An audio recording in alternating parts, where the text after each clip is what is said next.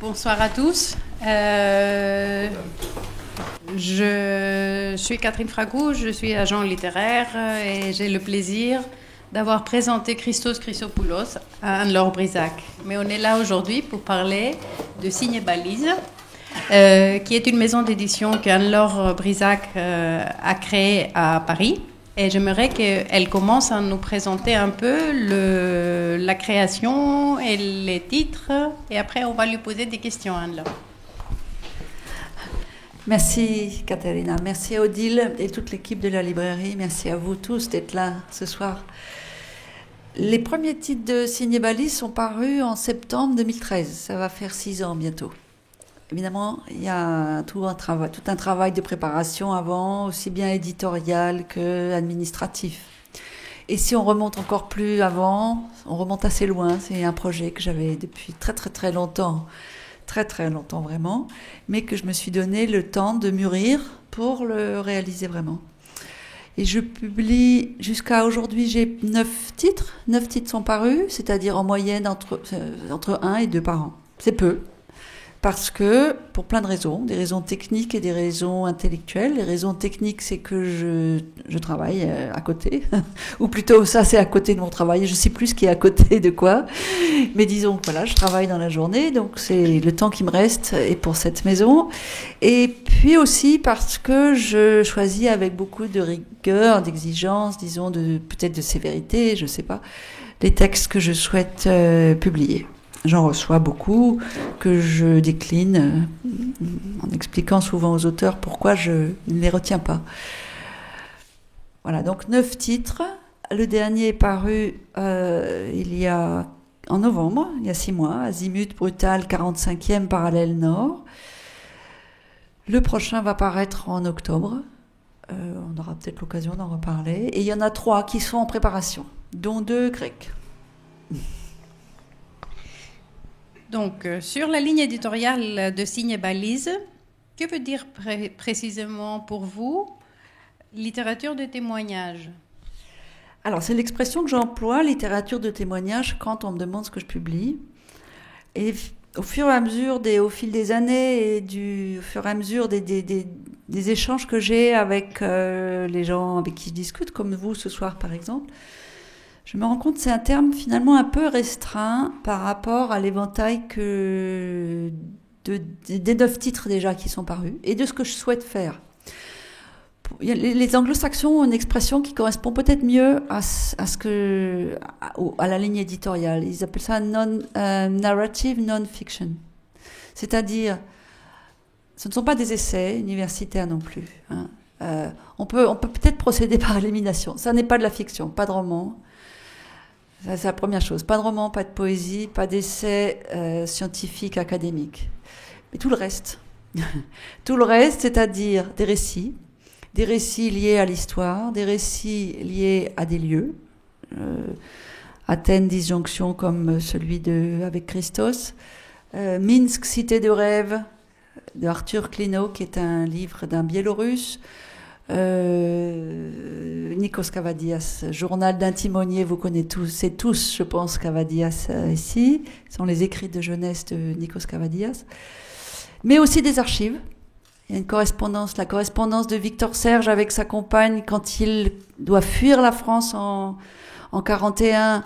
Il s'embarque, il parvient à obtenir un billet de bateau, d'abord un visa pour le Mexique et un billet de bateau sur le dernier bateau qui quitte la France, sur lequel se trouvent également Claude Lévi-Strauss, André Breton, Anna Segers, ces différentes personnes, et puis un millier de gens inconnus. Et il échange une correspondance avec sa compagne qu'il a laissée sur le quai à Marseille. Ils sont séparés pendant 1 an. Et c'est cette archive dont j'ai pu avoir une copie, qui est une correspondance authentique, qui n'était pas du tout destinée d'ailleurs à être publiée. C'est une correspondance privée. Et Victor Serge est un très grand écrivain, très grand romancier, mémorialiste, poète aussi. Et il écrit pour moi aussi bien dans ses lettres à sa femme, que c'est aussi beau, aussi fort, même souvent, que ce qu'on peut voir dans ses romans ou ses mémoires. Voilà, je prépare la correspondance de Cavadias, la correspondance avec sa famille, avec Tsirkas, Karagatsis et des gens comme ça, parce qu'il a passé 40 ans de sa vie sur des bateaux, mais il trouvait le temps d'écrire à énormément de grands écrivains. Qu'est-ce que je prépare d'autre? Il y a d'autres choses dont peut-être on aura l'occasion de parler. Donc l'idée, c'est un éventail extrêmement large de types de prose. Ce qui compte, quels sont les critères par lesquels que je respecte pour choisir ces documents, en fait. Ces documents, ou disons ces récits, c'est évidemment la qualité de l'écriture. C'est une conjugaison entre la qualité de l'écriture et le type d'expérience raconté par l'individu. Je reçois beaucoup de manuscrits de gens qui me racontent leur existence et qui est évidemment passionnante en soi. Mais, il me semble que très souvent ce sont des manuscrits destinés aux petits-enfants, aux enfants. Et ça s'arrête là, si vous voulez, de mon point de vue. La dimension qu'on peut élargir, qu'on peut considérer comme universelle, j'ai pas peur de le dire, me semble souvent défaillante, manquante dans ces récits, et c'est la principale raison pour laquelle je décline ces propositions de manuscrits. Pas tant parce que leur vie est moins intéressante que d'autres, mais pour ce que ça dit, non pas seulement de leur vie, mais de la vie de tous. Voilà. Ce qui est délicat d'ailleurs souvent pour des auteurs de comprendre, ou à comprendre, c'est que un peu tout le monde est persuadé que sa propre vie est passionnante, et moi la première, et la vie de tous est passionnante. Non mais sérieusement, la vie de tous est passionnante. Pour autant, faut-il en faire un livre? Voilà, la question est là, et c'est délicat, c'est la véritable frontière, limite, qui me fait décider si je vais ou non choisir de publier un manuscrit, que d'ailleurs très souvent je retravaille avec l'auteur, enfin s'il est d'accord. C'est aussi une des conditions que je propose, que j'impose même. Si je considère qu'il y a une matière très forte, très profonde, et une plume tout à fait originale et dont on se souvient encore après l'avoir lu, là, j'accepte de commencer le travail conjoint d'édition, c'est-à-dire de travail sur le texte. Et il vous est arrivé de travailler sur des textes avec l'auteur quand il raconte sa vie? Ben oui. Parce que ça, c'est délicat. Oui, c'est délicat. C'est très délicat, bien sûr. Le premier, qui s'appelle Les Siens résistants, en plus c'est une commande que j'avais faite à Yvan Denis, qui est un monsieur qui est né en 1926, qui est toujours vivant, qui a été à Paix. Il n'avait pas 14 ans quand il s'est engagé le 11 novembre 40 dans cette manifestation à Paris contre les nazis, avec quelques centaines de camarades de lycée et de l'université. Je ne sais pas si je vais pas revenir sur cet épisode, mais maintenant il est vraiment connu. Je le connaissais bien depuis longtemps, Yvan Denis. On avait longuement et depuis des années en fait évoqué cet épisode et d'autres, et tout ce qu'il avait fait ensuite pendant la guerre, très très jeune, y compris jusqu'à la lutte armée. Et je lui avais donc demandé s'il était d'accord pour en écrire un livre. C'est quelqu'un qui n'avait jamais écrit de livre.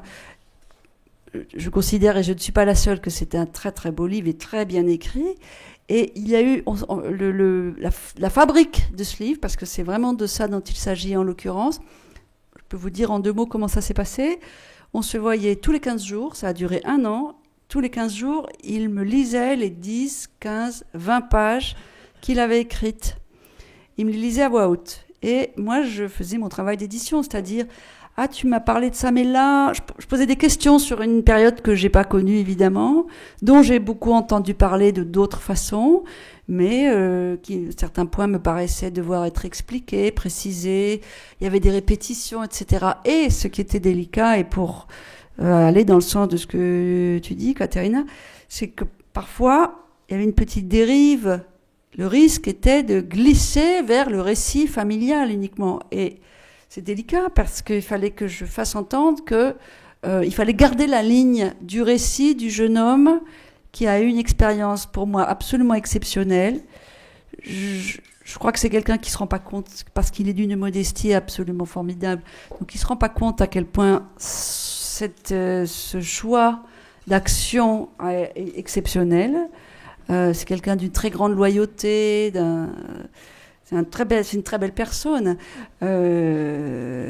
Et inévitablement, parfois, il racontait des choses de l'ordre qui dévient un peu de cette ligne. Donc oui, ça c'est le travail d'éditeur, de réussir à, sans vexer l'auteur, mais de façon à ce qu'on maintienne un projet. En fait, c'est un projet éditorial sur lequel on s'était mis d'accord dès le début. J'ai posé la question parce qu'en étant agent littéraire, il m'arrive de travailler sur des textes qui sont pas toujours des récits de la vie de chacun, mais c'est vrai que on a beaucoup de difficultés de travailler avec les auteurs sur les textes, certaines fois. Donc je pense que d'autant plus quand c'est un récit personnel. À part donc la relation avec les auteurs ou les traducteurs, j'imagine aussi, quand il y a un traducteur, quel est le travail d'une petite maison d'édition pour arriver à avoir un livre? Et après, on va poser la question aussi à Christos pour comment vous avez travaillé ensemble. Pour arriver à avoir un livre, il y a tout ce qui est invisible pour le lecteur. D'abord, il faut une structure juridique. Hein. En l'occurrence, c'est une association. Signes et Balises, c'est une association. Mais je n'ai pas commencé par ça, d'ailleurs. Je vous passe les erreurs qu'on fait, mais qui sont intéressantes. Hein. On crée tout, donc on essaye ça, et puis on se rend compte 2 ans plus tard que c'est peut-être pas la bonne solution, alors on recommence autre chose. Bon, maintenant, c'est une association. On a un texte. On travaille avec l'auteur. On a un texte. On a abouti à un texte qu'on considère comme définitif sous un format Word. On doit fixer le prix, le nombre de pages, le format. Alors, dès le début, je voulais un format petit parce que c'est parti de lycéens résistants. Et une des choses que raconte beaucoup Yvan Denis, c'est que une des activités très fréquentes qu'il menait en tant que jeune résistant, pas la seule, mais très fréquente, c'était de distribuer des tracts et des revues littéraires interdites, lettres françaises, etc.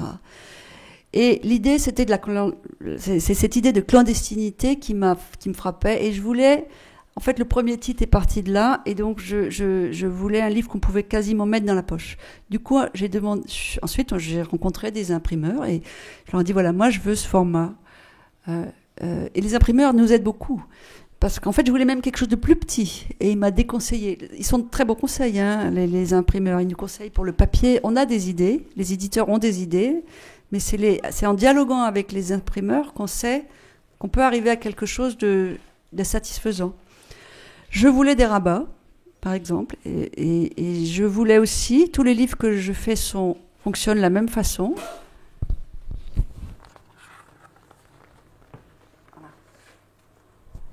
C'est qu'il y a toujours 2 rabats et c'est une seule image qui court de l'un à l'autre. Donc, ça suppose de demander au graphiste ou à la graphiste de concevoir la couverture de façon horizontale, ce qui est le contraire de ce qui est de l'habitude. D'habitude, les graphistes, pour un livre, ils conçoivent la couverture en format français. Ça suppose aussi donc des contraintes techniques, hein, de trouver l'image qui corresponde à ce format. Là, c'est la carte marine de la région de Marseille, puisque Cavadias va à Marseille, il y a un petit passage sur Marseille. Et donc on a coupé un bout de la carte marine de sorte à avoir cette présentation. On fixe le prix, on fixe le nombre de pages, on choisit le papier. Et alors, après, la grande affaire, c'est faire connaître le livre, qu'il ne reste pas dans votre cave, dans vos cartons. C'est le plus difficile, c'est-à-dire diffuser. Or, je n'ai pas de diffuseur, ni de distributeur. Ça veut dire, je fais connaître moi-même les livres et je les distribue moi-même. Ça veut dire, je les envoie moi-même ou je les dépose éventuellement, mais en général, je les envoie. c'est le plus compliqué. Et pourquoi est-ce que je n'ai pas de diffuseur-distributeur?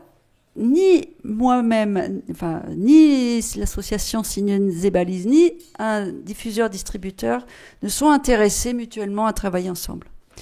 Parce que j'ai trop peu de titres. Un diffuseur, le diffuseur, c'est celui qui démarche les libraires au nom des éditeurs et qui leur dit, voyez, là, Gallimard, font un truc formidable, il faut absolument que vous en preniez 20 d'un coup, et puis 3 mois plus tard, mais ça se vend très bien, reprenez-en, etc. Et d'ailleurs, là, c'est d'autres titres qui écrasent le premier. Un titre chasse l'autre chez les éditeurs, les grands éditeurs commerciaux. Tous les mois, Grasset publie 13 romans. Ça veut dire, vous entrez dans une librairie, ici, je ne sais pas, je pense que c'est différent forcément, hein, mais en France, vous entrez dans une librairie en février, vous voyez les nouveautés, vous revenez un mois plus tard, il n'y a plus rien. Enfin, la moitié des livres sur les tables, vous ne les reconnaissez pas, ce sont des livres nouveaux. Et le libraire a dû, parce qu'il est pressuré aussi par les diffuseurs qui viennent au nom des éditeurs, il est tenu de fournir de la nouveauté. Ça veut dire produire beaucoup. Or, moi, je ne veux pas. Je ne veux pas produire beaucoup. Je ne peux pas, comme je vous le disais, mais je ne veux pas non plus. Je fais pas des livres précieux, mais je veux que ce soit des livres qui ont leur vie, qui aient leur vie longue. Je veux pas des livres qui soient chassés. Je veux pas qu'un titre soit chassé par le suivant. Ça ne m'intéresse pas. C'est pas comme ça que je conçois la littérature. C'est pas comme ça que je conçois ce travail. J'ai fondé une maison d'édition à un âge pas tout jeune. C'est pas, je vais pas produire pour produire, ça ne m'intéresse pas. Du coup, je n'intéresse pas de diffuseur. Donc, je diffuse moi-même. Et puis, je distribue, je fais les paquets, les enveloppes. Bon, pour le coursier chez moi ou par la poste. En Grèce, c'est un peu plus simple pour les petits éditeurs parce qu'en effet, les plus grandes librairies, les librairies plutôt, non, qui vendent le plus de livres se trouvent au centre d'Athènes.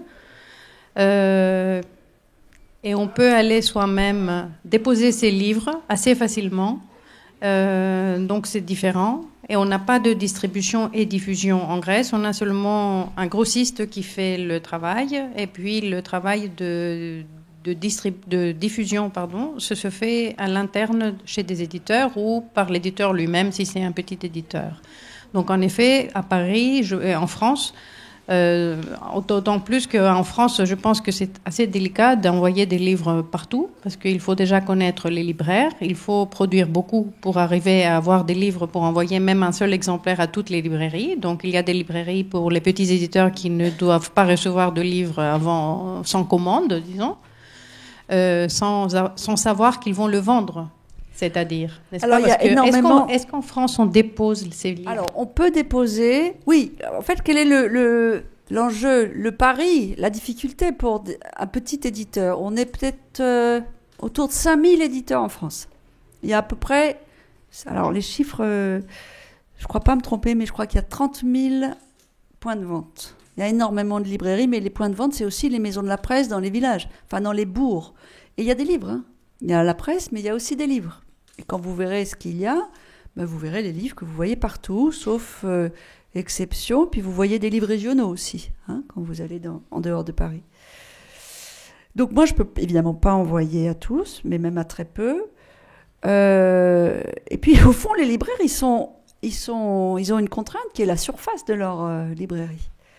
Donc, quelle est la tension qui se noue inévitablement? C'est qu'un éditeur, il veut, entre guillemets, forcer un libraire, il veut convaincre un libraire de prendre des livres dont le libraire ne veut pas parce que le libraire n'a pas la place.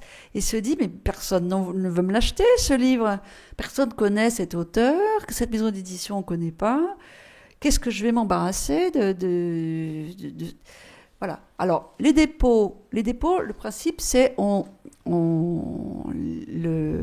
l'éditeur dépose des livres, un ou plus, et il les reprend quand ils ne sont pas vendus. Après quelques semaines, quelques mois, on se met d'accord, le libraire et l'éditeur se mettent d'accord.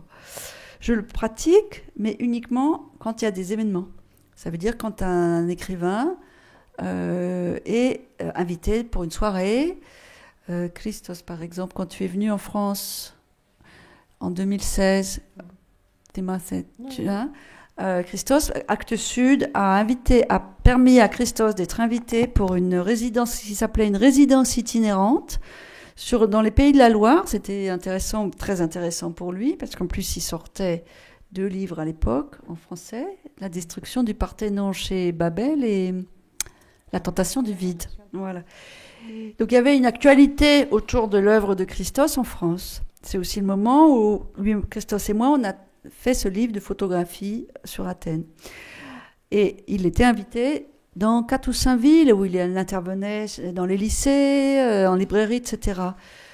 Donc là, moi, je pouvais déposer des livres, mais je les ai après, il y en a que j'ai vendus, et puis d'autres, après, je les ai repris. C'est seulement à cette condition que je dépose des livres, parce que je ne fais pas de très gros tirages non plus. Les grands éditeurs, ils font 5000 exemplaires. Moi, non, hein, c'est pas possible. Et point de vue de diffusion, c'est-à-dire contact avec les journalistes, parce que pour diffuser, en effet, pour distribuer, en France où on a donc les 2 systèmes, les 2 parties séparées, la diffusion et la distribution, il faut d'abord avoir quelqu'un qui va parler aux journalistes pour avoir des articles. Ça marche toujours, même en Grèce, ça marche comme ça. Simplement, c'est pas divisé en 2. Et ensuite, il y a les commandes. Quand il y aura un article, c'est-à-dire on va chez le libraire et on lui annonce qu'il y aura 2 articles, un article ci, un article là, donc il faut que tu commandes pour avoir le livre. Quand c'est un grand libraire, un peu plus petit, un libraire plus petit, il va attendre de voir s'il va avoir des commandes ou des demandes ou si ça va marcher pour commander des livres. Mais en tout cas, il faut qu'il y ait une relation avec les journalistes, avec les e-magazines, les magazines, les journaux, etc., pour avoir une certaine présence du livre pour qu'il soit demandé en librairie. Alors moi, j'ai eu beaucoup de chance parce que j'ai fait paraître les 2 premiers en même temps, Lycéen résistant et Histoire de Daniel V, le petit livre jaune qui est là, qui est tout petit bijou. Tout petit livre, 64 pages en tout, 40 pages de texte et c'est un petit bijou. Je l'ai envoyé à Michel Crépu. Je ne sais pas si vous écoutez Le Masque et la Plume, qui est une émission tous les dimanches en France, une émission de littérature ou de cinéma. Il a adoré ce livre et ça a été son coup de cœur. Donc ça, c'est une première chance que j'ai eue. Ça s'est fait tout de suite le livre avait 2 semaines de vie publique. Ça a été un grand coup de pouce. Ensuite, ce même livre a été sélectionné par... Ça, c'est un vecteur de diffusion très important, c'est les prix. Et il y a des réseaux de prix autour de l'édition indépendante. C'est-à-dire l'édition indépendante, pas les grands groupes commerciaux. Ce même livre a été sélectionné pour le prix du lycéen de la région Île-de-France. Ça veut dire qu'il a été commandé pour des classes qui recevaient l'auteur, qui discutaient avec lui. Ça fait énormément connaître le livre et ça l'a fait très bien vendre. Pour l'instant, j'ai jamais eu d'article dans les grands journaux du type Le Monde, Libération. En revanche, je ne sais pas si vous connaissez cette revue qui s'appelle Le Matricule des Anges, qui est il y a une double page sur Signé Balise de novembre 2016. Alors pour moi, c'était un peu une consécration parce que c'est une revue que je lis depuis quasiment son tout début, vraiment le tout début, et qui est vraiment la revue de littérature, de critique littéraire, qui s'attache à lire de façon très intelligente, analytique, très critique, la littérature des éditeurs indépendants qu'on voit pas beaucoup. Donc ça a été extrêmement profitable. À peu près tous les livres que j'ai fait paraître ont fait l'objet d'une critique dans le Matricule des Anges. Donc pour moi, c'est vraiment une reconnaissance. Et ce qui fonctionne plutôt bien, c'est les blogs. En fait, les blogs littéraires, quand vous arrivez à attirer l'attention d'un bon journaliste, blogueur, qui a un très bon blog, il y en a comme ça 2 ou 3 qui ont écrit des livres. Alors là, on voit tout de suite, dans les 10 jours, on en vend 10 ou 15 tout de suite. Est-ce que Goodreads existe en France? Alors, je ne connais pas. Non. Sûrement, mais je ne sais pas. Θα ήθελα τώρα Goodreads. Πάντως έχει ενδιαφέρον το γεγονός ότι... Ναι. Πάνω σε αυτό ήθελα να πω και άλλα πράγματα από αυτά που κουβεντιάσατε, αλλά έχει ενδιαφέρον ότι μοιάζει να υπάρχει ένα πεδίο υποδοχής για τους μικρούς εκδότες στη Γαλλία, όπου πραγματικά μπορεί να υπάρχει ανταπόκριση ανάμεσα στη δημοσιότητα και την προσοχή που δίνεται σε ένα βιβλίο. Αυτό ισχύει στην περίπτωση της Ανλόρ. Γιατί ήθελα να ρωτήσω το εξής. Μοιάζει πολλές φορές να είναι αναντίστοιχη, τουλάχιστον στην Ελλάδα το γνωρίζουμε αυτό το παράδειγμα, η έκταση στην οποία μπορεί να πάρει ένα βιβλίο στα μέσα, σε σχέση με το πώς αυτό ανταποκρίνεται εμπορικά. Οπότε υπάρχει μια πλασματική εικόνα. Δηλαδή θέλω να σου πω, στον τύπο ή στα κοινωνικά δίκτυα μπορεί να φαίνεται ότι ένα βιβλίο είναι εξαιρετικά προβεβλημένο, αλλά να μην έχει ανταπόκριση εμπορική. Και στην Ελλάδα, μάλιστα, το άλλο παράδειγμα είναι ότι τα blogs πλέον δεν έχουν καμία ισχύ. Συν το γεγονός ότι έχει συσταλεί επίσης και το πεδίο του τύπου. Δηλαδή, ο τύπος πλέον δεν έχει χώρο για πολλά βιβλία. Έχουν καταργηθεί τα ένθετα βιβλίου κτλ. Οπότε ήθελα να ρωτήσω αν βλέπει ότι υπάρχει αυτή η συστοιχία στη δικιά της περίπτωση σε σχέση με το από το στόμα σε στόμα. Παραδείγματος χάρη, το word of mouth. Μοιάζει να είναι αυτό το οποίο πολλές φορές φτιάχνουμε. Donc Christos a posé la question sur le fait, parce qu'en effet en Grèce on a des blogs, les blogs ne marchent plus, n'influencent plus, voilà. Ils n'ont presque jamais influencé beaucoup d'ailleurs. Mais est-ce que on voit des livres en Grèce où il y a beaucoup de critiques dans les journaux, les magazines, etc. Mais les ventes de livres ne suivent pas. Donc c'est ça la question de Christos. De mon côté, ce que je peux dire, non, il y avait aussi une autre partie, mais je ne m'en rappelle plus.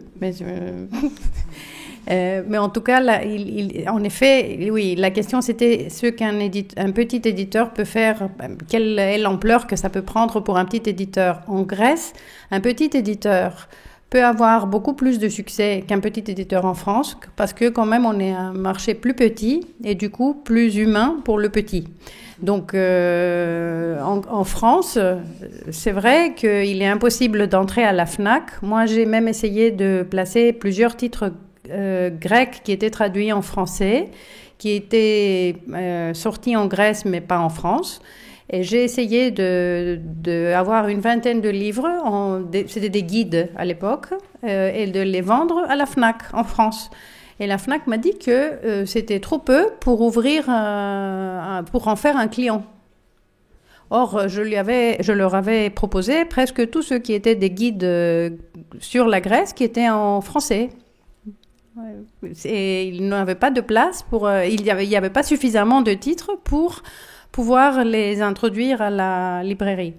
Donc j'imagine que pour un petit éditeur qui fait 2 livres par an, il n'y a même pas Mais par contre en Grèce, il y a des grossistes qui font, par exemple avec Public, ils proposent plusieurs petits éditeurs ensemble pour qu'ils soient aussi payés, parce qu'il y a aussi ce problème il faut qu'il y ait un règlement pour plusieurs et non pas plusieurs petits règlements pour que ce soit viable aussi de leur côté. Et donc en France, la manière de travailler, comment on peut influencer? C'est plutôt On travaille avec des libraires petit à petit, c'est-à-dire tout est au rythme de la publication de 2 titres par an. C'est-à-dire, progressivement, je fais connaissance avec des libraires personnellement, qui connaissent mon travail, qui le soutiennent beaucoup, qui me commandent des livres, qui sont contents de savoir ce que je vais faire, quel est le prochain. Évidemment, il y a des associations d'éditeurs indépendants, qu'elles soient nationales ou locales. Il y a des systèmes publics qui aident beaucoup aussi. Les associations d'éditeurs indépendants, on a des salons pour l'édition indépendante. Il y a énormément de salons du livre locaux. Et j'ai découvert, parce que j'étais invitée à un tel salon du livre il y a quelques mois, ce sont des salons où les gens sont avides, les gens qui viennent, les visiteurs, sont avides de se connaître des nouveautés. En fait, peut-être plus curieux qu'à Paris, surtout plus curieux pas dans les librairies, mais plus curieux que dans les Fnac ou ce genre de grands magasins pour livres, ou même les libraires, là, c'est très difficile de les accrocher. Donc en fait, il faut viser les relations personnelles avec les libraires, avec qui on s'entend bien, essayer d'élargir comme ça nos petites zones d'influence. Et puis, pour chaque titre, je réfléchis à quel public ça peut intéresser plus particulièrement. J'ai remarqué que Cavadias, qui marche très bien, à toute proportion gardée bien sûr, mais quand même j'ai fait un deuxième tirage beaucoup plus élevé que le premier et il marche très très bien. Et il continue de bien marcher. Ce sont des récits de marins. Peut-être 80 ou 90% des ventes se font sur les librairies du littoral français. Et l'océan, la Manche et l'océan. C'est-à-dire de Calais à Dax. Et c'est amusant parce que, en fait, tous les marins connaissent Cavadias. Tous les marins du monde connaissent Cavadias et aiment Cavadias. Et c'est amusant de constater ça. Qu'est-ce que tu n'es là dans tout idiot? C'est pareil en Grèce. Voilà. Cavadias, il a la particularité qu'il a vécu des poèmes qui ont été composés, qui deviennent chansons. Oui, ça aide. Bien sûr. Alors les Français ne connaissent pas, mais ils vont connaître bientôt parce que j'ai l'autorisation des ayants droit pour publier aussi les poèmes de Cavadias. Mais ça se fera, oui, ça se fera un petit peu plus tard. Mais ça sera. Là, je vais faire un petit entorse à la ligne éditoriale. Mais donc on essaie de travailler en fonction des sujets qu'on publie. Le livre sur Minsk, par exemple, qui est le seul livre qui est un guide à la fois historique, géographique, mais aussi un conte, comme un conte de fées, conçu comme tel par l'auteur, qui est aussi un livre d'enfance sur son enfance, son adolescence durant la fin du XXe siècle et le début du XXIe siècle. Ce livre-là, évidemment, il séduit beaucoup tous les gens qui ont une sensibilité avec ces pays-là. À Thessalonique, ça m'a complètement ahuri. Tous les exemplaires de Minsk que j'avais apportés, je les ai tous vendus. Et en fait, je me suis rendu compte que je les ai vendus à des Grecs qui ont des origines du Pontique, ou du Nord, ou des Balkans. Et je m'y attendais pas du tout. Je n'y avais pas pensé avant de venir. Voilà. Donc aussi, on travaille en fonction de chaque contenu. De ce que raconte chaque livre. Évidemment, Azimut Brutal c'est le récit d'une traversée de la Dordogne le long du 45e parallèle, vraiment le long d'une 45e parallèle, en droite ligne. Il se vend extrêmement bien. Alors pour le coup, il y a eu des articles dans des journaux locaux, dans le Sud-Ouest, dans le magazine du Sud-Ouest. Il est finaliste pour un prix. Le prix François Augiras, qui est un écrivain des années 60-70 de la région, etc. Donc là, ils se vont très très bien là-bas. J'aimerais maintenant que vous parliez tous les deux pour le travail que vous aviez fait pour Athènes Disjonction, qui est un livre donc avec des textes et des photos, sorti il y a 4 ans 3 ans. Il y a 3 ans, chez Signé-Balise. Έλεγα λοιπόν να μιλήσετε τώρα για το πώς συνεργαστήκατε για το βιβλίο. Εγώ ήθελα να πω καταρχήν ότι δεν είχα ποτέ κανένα πρόβλημα να συνεργαστώ είτε με την Ανλόρ, ούτε σαν εκδότρια και ως μεταφραστή, ούτε και με σένα ως ατζέντισσα. Οπότε δεν ξέρω γιατί. Όχι για πρόβλημα. Πώς συνεργαστήκατε για να φτιάξετε το βιβλίο? Λες ότι μερικές φορές είναι δύσκολο να δουλέψεις με ένα συγγραφέα. Έτσι δεν είπες πριν? Μερικές φορές είναι δύσκολο να δουλέψει με ένα συγγραφέα. Λοιπόν, εγώ θέλω να πω ότι δεν είχα ποτέ κανένα πρόβλημα να δουλέψω με τις δύο κυρίες από εδώ. Αλλά νομίζω για ένα λόγο. Ότι, και ας πούμε για την Ανλόρ, γιατί νομίζω πως αυτό που έχει ενδιαφέρον είναι η Ανλόρ ως εκδοτικό παράδειγμα. Δηλαδή ως παράδειγμα εκδότη. Θες να Donc Christos dit que déjà il n'a jamais eu de difficulté pour travailler ni avec Anne-Laure en tant que traductrice, ni avec Anne-Laure en tant qu'éditrice, ni avec moi qui suis agent littéraire. Et donc parce que j'ai dit tout à l'heure que certaines fois c'est un peu difficile de travailler avec les auteurs sur leurs textes. mais difficile, Non, mais c'est pas un travail, quoi. c'est un travail, quoi. Voilà. Surtout délicat. Et ensuite, il dit que ce qui l'intéresse surtout pour Signe Balise et Anne-Laure Brisac en tant qu'éditrice, c'est le paradigme d'un éditeur aussi petit pour un pays aussi grand par rapport à la Grèce que la France. Και αυτό το λέω γιατί, επειδή η πρόθεση της Ανλόρ, όπως την αντιλαμβάνομαι εγώ ως εκδότη, έχει κάτι πολύ συγγενικό με την πρόθεση ενός συγγραφέα. Και μπορώ να εξηγήσω ποιο Il faut dire que je ne traduis pas mot à mot parce que on sait un peu ce qu'on veut dire. Donc en français, je suis pas une interprète, donc je ne peux pas, les mots ne viennent pas exacts au moment où il les faut. Donc en effet, ce qui intéresse aussi Christos au travail de Anne-Laure en tant qu'éditrice, c'est le fait qu'elle travaille un peu comme un auteur. Et il va nous expliquer ça. Ότι έχει την ίδια πρόθεση, ξέρεις, ότι έχει το ίδιο intention. Intention, ίσως. Oui, qu'elle a la même... συγγενική, όχι ίδια. Συγγενική. Τέλος πάντων, αλλά θα πω τι εννοώ, ότι μία από τις αρχικές μέριμνες ενός ανθρώπου, ενός συγγραφέα, όταν ξεκινάει να γράφει, είναι τι είδους συγγραφέας θέλει να γίνει. Συν όλα τα υπόλοιπα. Εδώ νομίζω πως υπάρχει μια εξίσου συγγενική μέριμνα στην Ανλόρ που είναι τι είδους εκδότης θέλω να γίνω. Όταν λοιπόν ξεκίνησε να ανοίξει το Signe Balise, εγώ κατάλαβα ότι πήρε μια απόφαση για το τι είδους εκδότης θέλει να είναι. Donc un auteur, quand il commence à écrire, il se pose en tant que but, si on peut le dire comme ça, c'est pas beau, le genre d'auteur qu'il aimerait devenir. Et c'est pareil pour Anne-Laure. Quand elle a commencé Signe Balise, elle s'est posé la question, quel genre d'éditrice, quel genre de livre je vais éditer? Και αυτό το λέω επειδή καλλιεργεί με πολύ μεγάλη επιδίωξη και συνείδηση ένα συγκεκριμένο είδος λογοτεχνίας, όπως εκείνη το αντιλαμβάνεται, αλλά επίσης καθοδηγεί το εκδοτικό της σύμφωνα με τις αρχές που η ίδια έχει επιλέξει για το πώς πρέπει να λειτουργεί ένας εκδότης.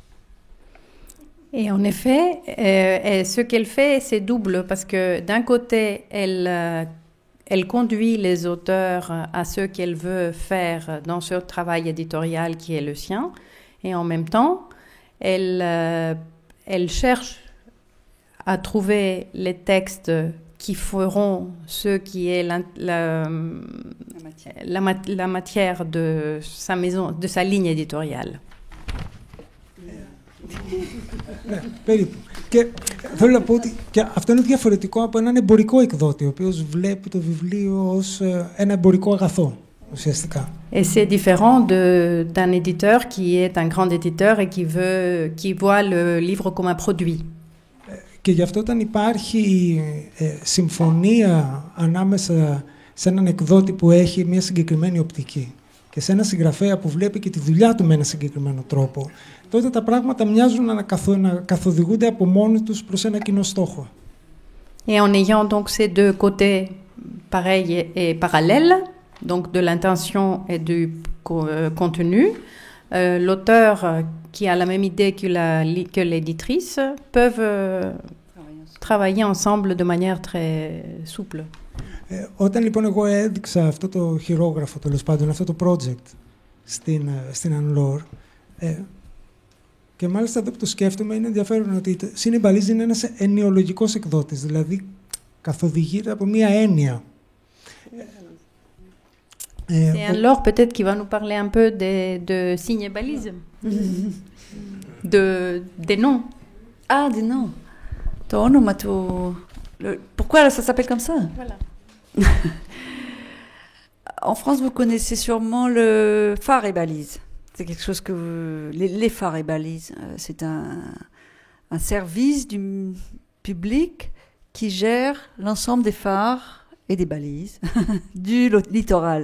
Je ne sais plus si ça dépend du ministère de l'intérieur, je sais plus, peu importe. Enfin, c'est un service public. Et ça, c'est une première chose. J'ai des origines, et puis des origines, pas tant que ça, mais des origines plutôt affectives qui me relient à la Bretagne et à la Normandie. À la Grèce aussi, mais d'abord à la Bretagne et à la Normandie, ça c'est la première chose. Donc phare et balise, pour moi, c'est quelque chose de très familier que j'entendais depuis très longtemps. Et puis il y a un petit jeu de mots dans signe et balise, bien sûr, sur le signe. Voilà. Et comme je souhaitais faire des livres qui sont comme des espèces de petites ponctuations par rapport à des lieux ou par rapport à des moments, en fait, un livre d'un auteur chez Signe et Balise, c'est comment il se rapporte lui-même à une histoire, la sienne, mais aussi l'histoire universelle, ou à un lieu, le sien, mais aussi le lieu qui peut intéresser tout le monde, comme je vous l'ai dit tout à l'heure. Voilà d'où vient cette expression. Donc j'ai demandé à Anne-Laure de nous expliquer comment elle a choisi le nom, parce que Christos disait tout à l'heure, ce que j'ai oublié de traduire, qu'en effet c'est une maison d'édition conceptuelle, puisqu'elle a, même dans le titre, elle a le concept. Voilà, j'avais pas traduit ça. Λοιπόν, για να τελειώσω και εγώ αυτό που έλεγα, λοιπόν, ότι όταν λοιπόν έδωσα αυτό το κείμενο στην Ανλόρ, αισθάνθηκα ότι ουσιαστικά το δίνω σε ένα κηδεμόνα, ο οποίος θα πάρει το βιβλίο και θα δώσει μία μορφή σύμφωνα με το δικό του όραμα. Και ουσιαστικά εγώ περίμενα να ακούσω από την Ανλόρ πώς έβλεπε το βιβλίο, πώς το είδε αυτό το βιβλίο. Και έτσι προχωρήσαμε, δηλαδή έτσι η Ανλόρ φαντάστηκε αυτό το βιβλίο, εγώ συνομιλούσα με την Ανλόρ σύμφωνα με το δικό της όραμα και τελικά κατέληξε να είναι κάτι που ακριβώς επειδή αφετηριακά είχαμε κάπως κοινό όραμα, αποτελεί κάτι το οποίο και οι δύο το θεωρούμε ότι είναι δικό μας. Και εγώ θεωρώ πως είναι εξίσου βιβλίο της Ανλόρ, δηλαδή η έκδοση έχει μία συνεισφορά που είναι η συνεισφορά της Ανλόρ και μπορεί να πει εκείνη για το πώς το σχεδίασε και πώς το έφτιαξε το βιβλίο. Όσο πως επίσης το γεγονός ότι νομίζω μεγάλωσα και κάποια κείμενα, έτυχε 1-2 φορές να αλλάξω και το κείμενο. Και αυτό έγινε επίσης για αυτό το λόγο, επειδή πλέον αυτό το βιβλίο είναι το βιβλίο το οποίο βγαίνει από την Ανλόρ. Θα σε πω σε περίληψη τώρα. Je vais vous résumer ce qu'il a dit. Ήταν πολύ ωραία.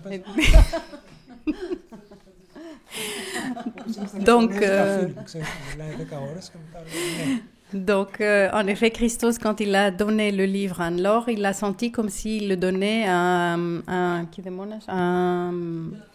un tuteur qui donc allait discuter avec lui et lui rendre une réponse pour comment faire le livre. Et donc, après ce dialogue, ils allaient avoir un livre qui serait ce qu'il ressent maintenant, un peu des deux, puisque c'est son livre, mais il a beaucoup travaillé avec Anne-Laure là-dessus. Et c'est un vrai résumé. Ce que Christos ne vous dit pas, mais qui c'est peut-être amusant pour vous de le savoir, c'est que ces photographies d'Athènes qu'il avait prises, Ève, tu les avais prises dans les années 2012, 13, 14, à un moment où la crise a frappé la Grèce de façon extrêmement violente et où ça a été spectaculaire sur le paysage urbain. Ce sont des photographies qui ont été qu'un Français qui a un site a demandé à Christos de publier une photo tous les 15 jours et il lui a demandé un texte à chaque fois.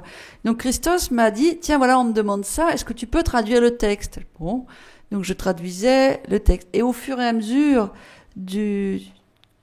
chaque texte arrivait, il y en avait 20 à l'époque en tout, il m'a dit, mais je me rends compte que c'est un livre qui est en train de se fabriquer. Et c'est à partir de là qu'on a travaillé ensemble pour parvenir à ce résultat.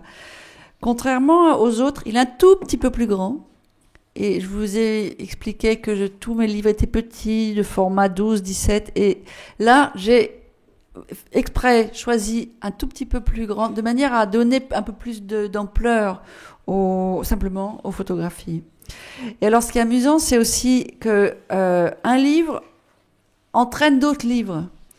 Un jour, un traducteur est venu me voir en disant « Je vois que vous faites des livres de photographie. » Je dis « Pas du tout, je fais pas de livres de photographie. » Ah oui, il y a un livre de photo avec des photographies. Mais alors, depuis, il y a eu aussi tout de même Minsk, Cité de rêve. L'auteur est au départ un plasticien et il avait fait un livre de photographie après lequel il a écrit des textes sur sa ville. Et ce traducteur qui m'apportait un projet en me disant « J'ai vu Athènes Disjonction et je vois que vous publiez des livres de photographie. J'ai un livre de photographie à vous proposer. » Et c'est devenu Le garçon en Polaroid, qui est encore un autre projet. C'est-à-dire que chacun des livres a une histoire singulière. Il y en a que je commande, il y en a qui se décident avec l'auteur au fur et à mesure d'un dialogue comme celui qu'a raconté Christos. Il y en a qui sont des archives dont je prends connaissance par des gens qui me disent « Tu sais, j'ai ça chez moi ». Cette correspondance entre Victor Serge, peut-être ça t'intéresserait. Il y a des archives, j'ai en projet quelque chose que je ferai peut-être un jour, qui est une archive que j'ai découverte en bibliothèque. J'en parle pas encore trop parce que je ne sais pas si je le ferai un jour, mais il y a énormément d'auteurs, donc c'est un gros projet et c'est assez complexe à mener, mais c'est moi qui ai trouvé cette archive-là. Qu'est-ce qu'il peut y avoir? Le prochain livre que je vais faire s'appellera peut-être Barnum, et c'est l'histoire d'une consoeur, c'est-à-dire d'une personne qui a fondé sa maison d'édition, une petite maison d'édition aussi, et qui raconte sa vie d'éditrice, qui la raconte sur Facebook depuis le début. Et moi, je lis ces billets, qui sont de longs billets. La maison d'édition s'appelle Le Ver à Soie. Si vous avez l'occasion d'aller voir ce qu'elle fait, ce sont très très beaux livres. Et elle raconte le quotidien, ce sont les choses vues d'une éditrice qui mène sa barque comme je le fais aussi. À la différence, c'est qu'elle ne fait que ça. Donc elle essaye aussi d'en vivre.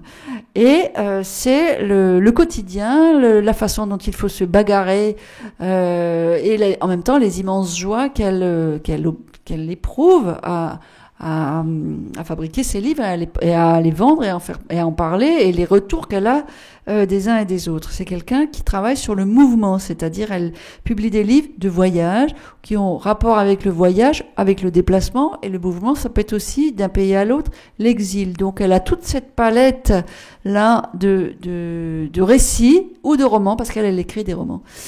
Et moi, je lisais depuis le début ces billets sur Facebook qui sont remarquablement écrits. Un jour, je lui ai dit, écoute, tu serais pas d'accord pour en faire un livre? Donc, voilà encore une autre façon de faire un livre chez Cinébalise. Et c'est ça qui m'amuse.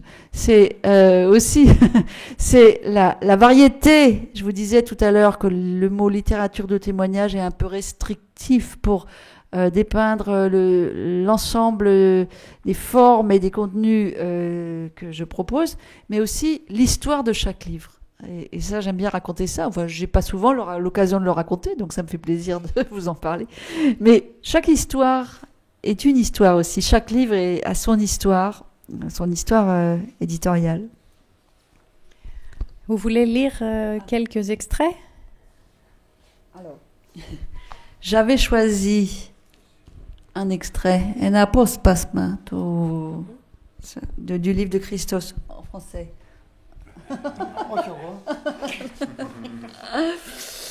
Alors,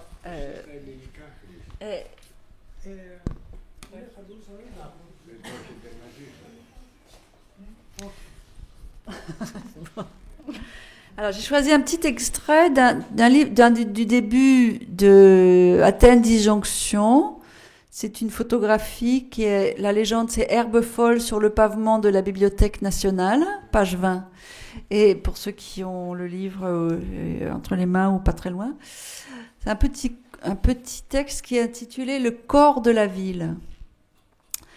La nature se glisse partout. La vie trouve le moyen de fleurir, même dans les lézardes des plaques de marbre. Sauf si on la déracine définitivement. Mais même là, rien ne meurt tout à fait. Il subsiste en arrière-plan un vestige charitable, et l'herbe reprend vie et se développe. La nature n'a que faire de nous, elle persiste et signe. Et sans que nous nous en rendions compte, la ville est en proie à une perpétuelle frénésie. Les rues vibrent. La seule chose, c'est qu'au milieu de la confusion produite par cette imperceptible mutation, Le corps de la ville se défait d'éléments qui disparaissent du jour au lendemain, à l'insu de tous, sans remords. Athènes ne se soucie pas de son historicité, ni nous de notre mémoire. Au contraire, ici, la nouveauté survient chez nous inopinément, spontanément, fougueusement, avec une sorte d'audace sympathique, comme l'herbe folle entre les plaques de marbre.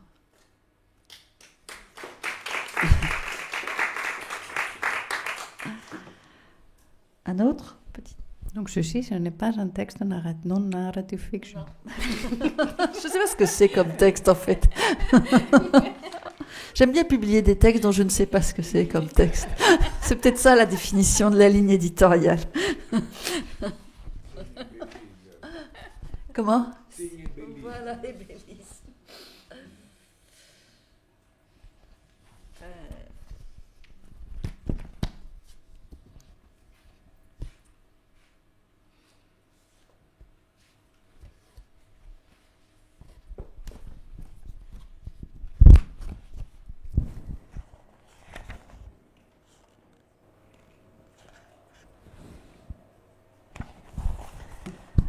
Alors, je vous propose une lettre de Victor Serge à sa femme Laurette, le 19 août 1941. Il part en mars, je vous ai dit en mars 41, et il n'arrivera au Mexique qu'en septembre. Ça veut dire qu'il met 6 mois. En fait, il met 3 semaines, le bateau met 3 semaines à traverser l'Atlantique.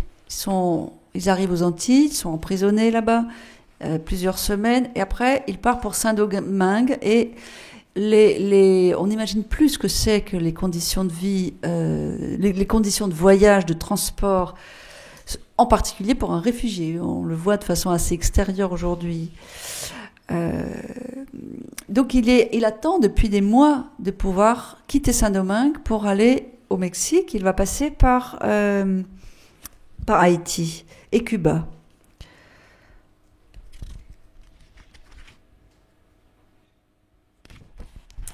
Laurette chérie, je suis sans nouvelles de toi depuis quelques jours, cela me semble lourd. J'en aurai sans doute en arrivant à Mexico si nous réussissons finalement à arriver.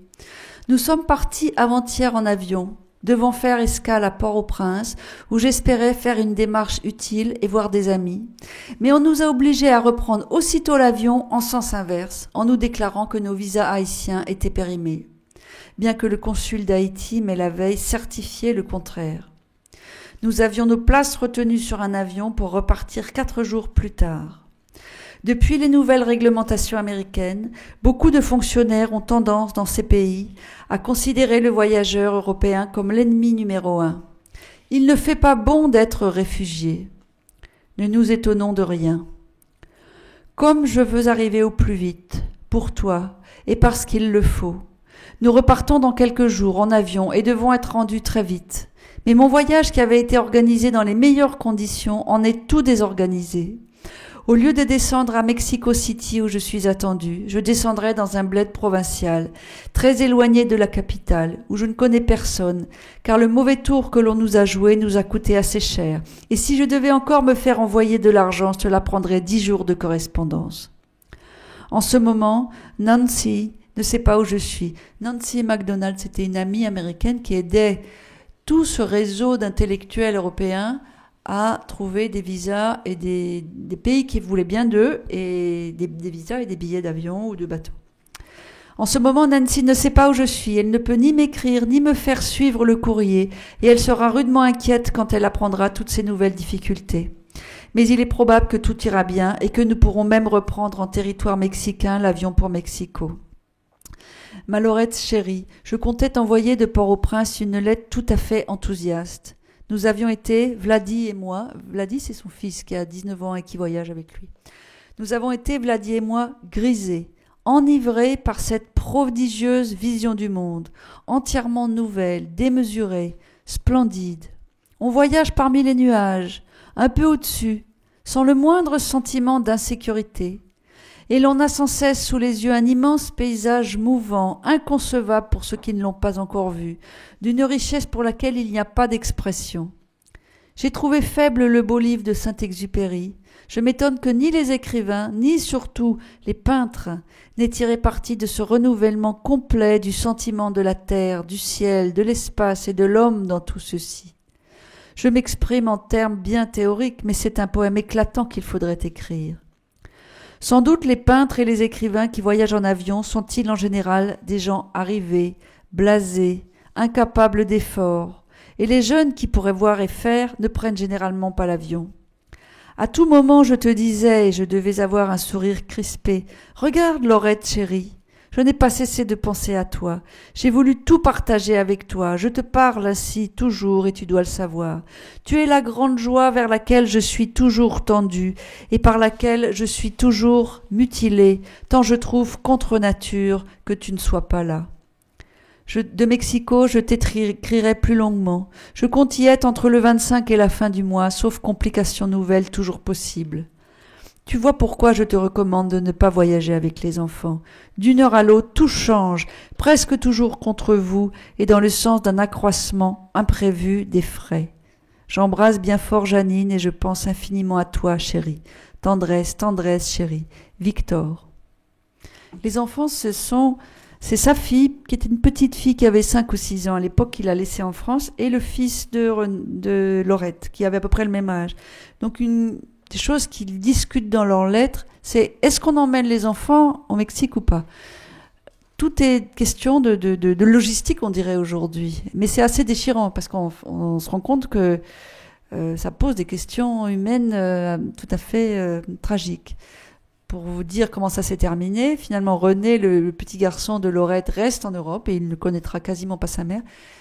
Et Janine sera emmenée au Mexique par Laurette. Et moi, j'ai rencontré René, séjourné.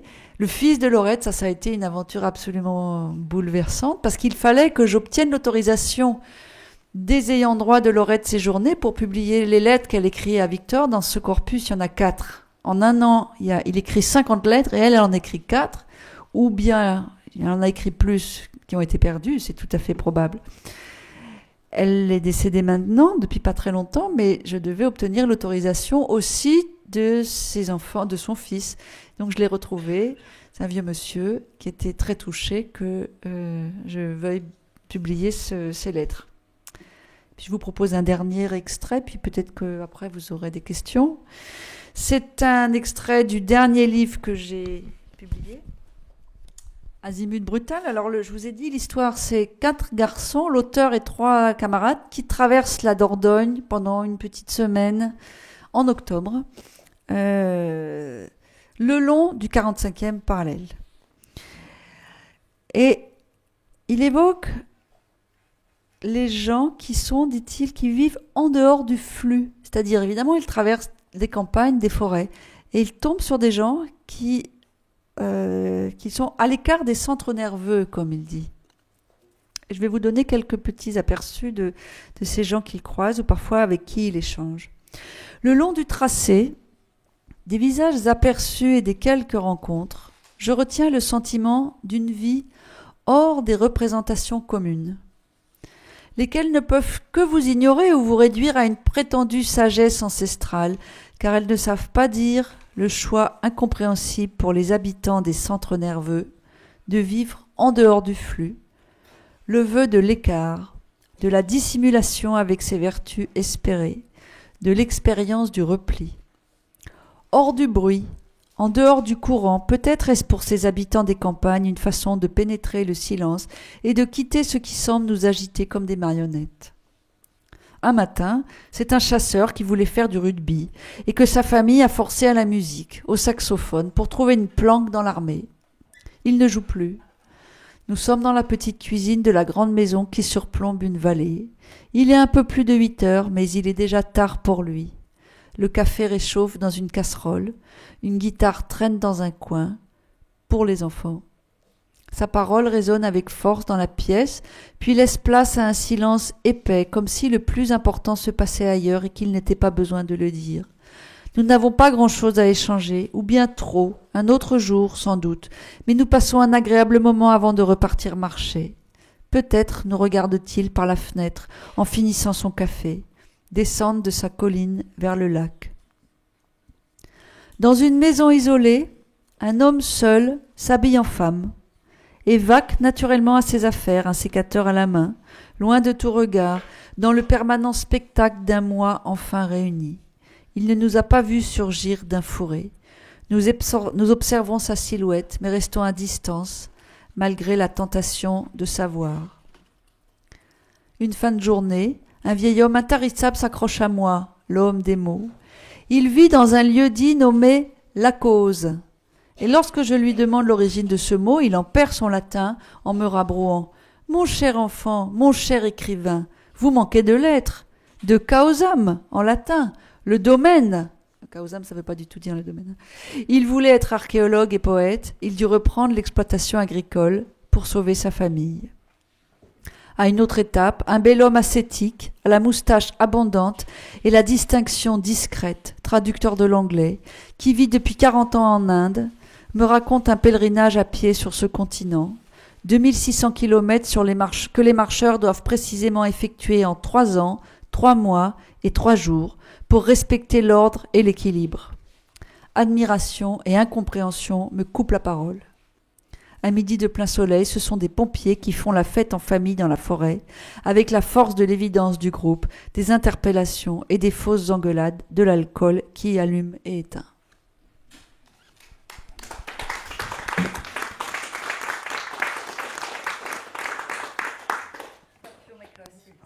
Oui. Quelle est la durée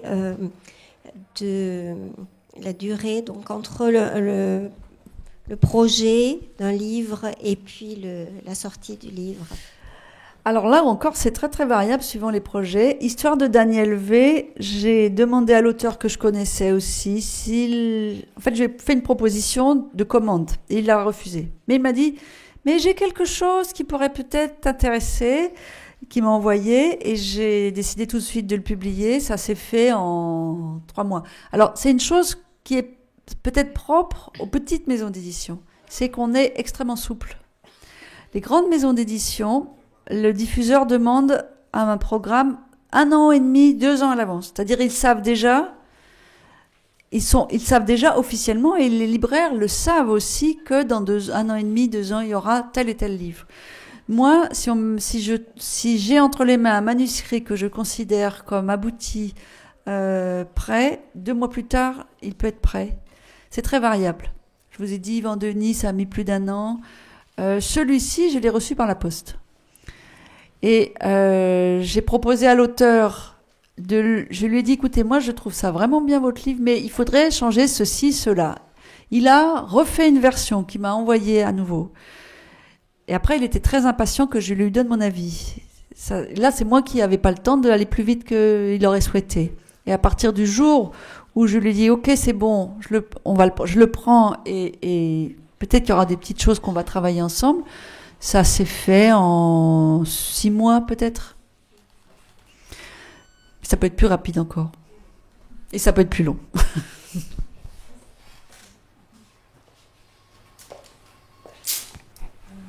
Je voulais savoir si vous aviez présenté le livre sur Cavadias, de Cavadias à Étonnant Voyageur au festival. Alors, je ne suis pas allée à Étonnant Voyageur encore. Alors, vous savez, ces grands festivals, on paye pour rentrer, hein.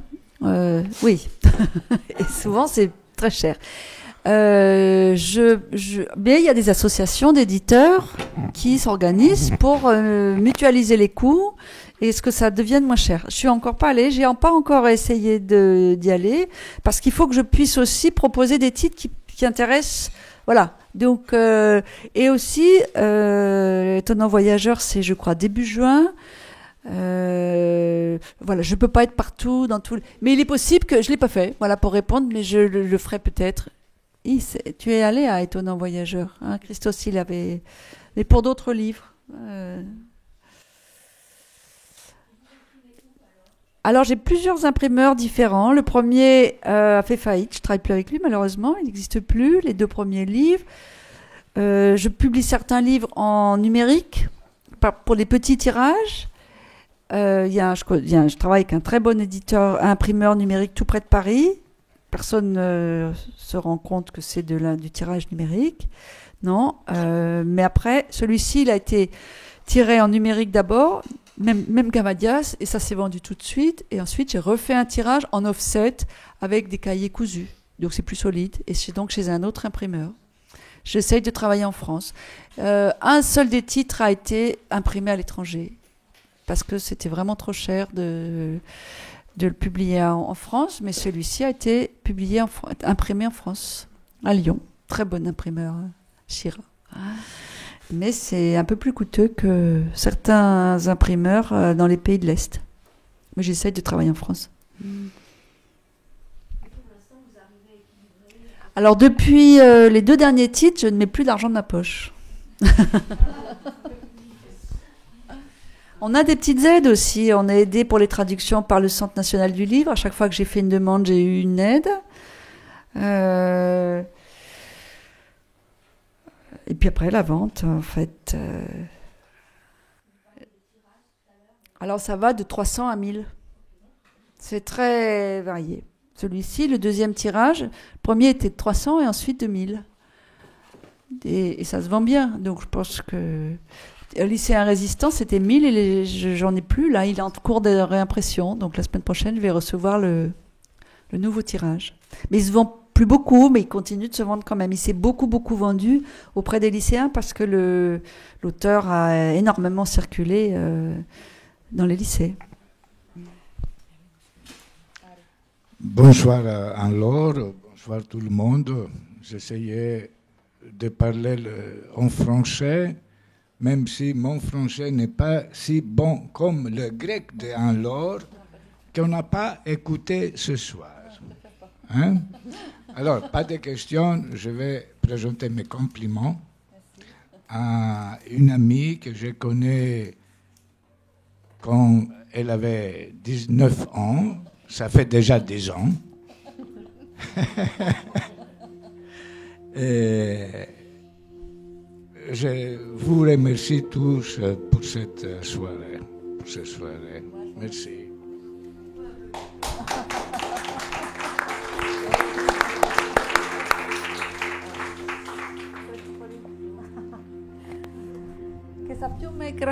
On va boire un petit verre. Et voilà, les Français. Dès qu'ils parlent de Je parle de boire, je parle en grec.